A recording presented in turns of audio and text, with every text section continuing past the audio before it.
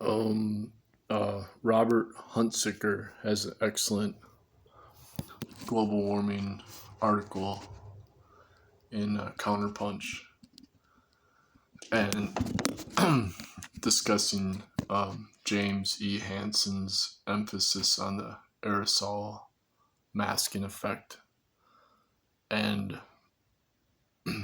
how there's already recorded increase of 1.5 C in lots of places on the planet, and how that will activate tipping points as positive feedbacks, especially with the methane coming out of the world's largest ocean shelf. And this is not even acknowledged by the IPCC. So, meanwhile, the big oil and the agribusiness are legally filing claims that their free speech is being violated when they state that certain, like glyphosate, is not a carcinogen, or that they can say whatever they want about global warming because corporations are legally people, and so they're protected by the Bill of Rights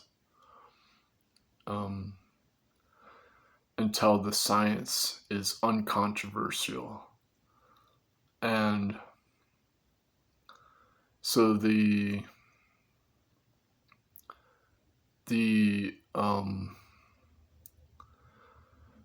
problem is that the science is not the same as technology.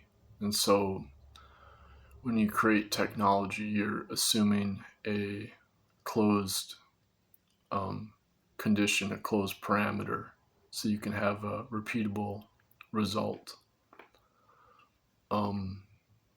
But when you're dealing with biology and the biosphere, then it's an open system, and so you get these nonlinear feedbacks that are unpredictable.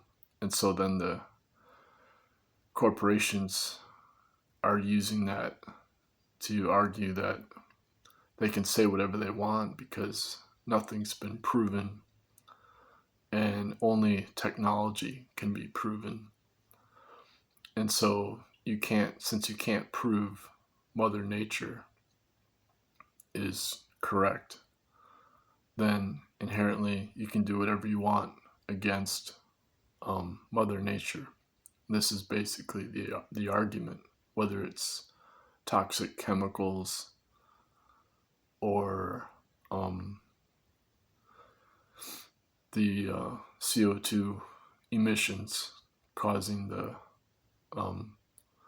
photon radiation increase as heat entropy. And so it comes down to how do you define science, and based on the the mathematics, because the logic of the math is a proof by contradiction. And in order to have that proof by contradiction, which is the basis for the Pythagorean theorem, and you are trying to contain infinity as a closed spatial geometry. And so you say, because the length is not a rational ratio of numbers, therefore it's a contradiction, and it has to be this new unit of number that they call the the square root of 2. And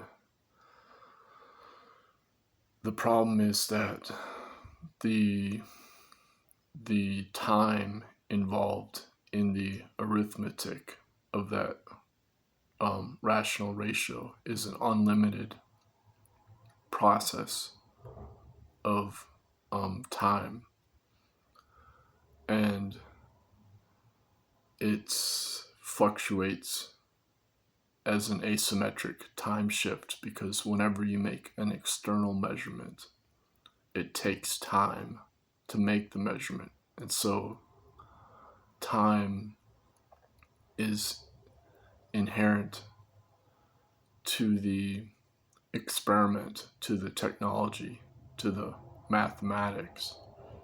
We cannot escape time. And this is the paradox when it comes to science, is that the technology is assuming that time is an external parameter that we can escape through a symmetric rest frame as the basis for relativity. And so the time is then translated into a spatial symmetry measurement as the speed of light. And the problem is that this ignores the inclusion of time as a factor. And so now we have a deep denial in science due to the wrong mathematics from the commutative geometry that was created from the wrong music theory. So this is what they call the music logarithmic spiral, as an attempt to contain infinity. And so we're trying to use science with external measurements to then solve global warming, but in fact the science itself is now being debated. Like, what is science? How can you prove global warming when you can't have any technology that is able to contain the time as a factor? And so now the time is accelerating as a destruction of life on Earth, a biological annihilation from the wrong science itself, and this belief in the religion of technology, as David F. Noble called it, the name of his book, The Religion of Technology. So another book called The Paper Economy by David T. Bazelon traces this all back to Platonic philosophy. So you have this integration of patent law and with technology and the political system. So people are defined by the irrational number ratios as units. And that's the secret definition of democracy that assumes this exponential growth of the technology. So it's a very, very deeply embedded religion of technology that believes that there's going to be this inherent progress of humanity due to the evolution of technology. And this is a big lie that goes against ecology and Mother Nature, and especially the lunar cycle that controls time, our sense of time on Earth with life, and the water cycle. So as Mother Nature takes revenge against technology and civilization, then the absurdity of science itself will become more obvious as people debate, whether they can have the free speech to just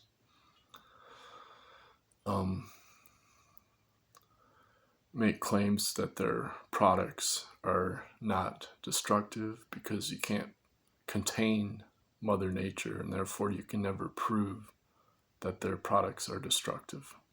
Okay, thank you very much.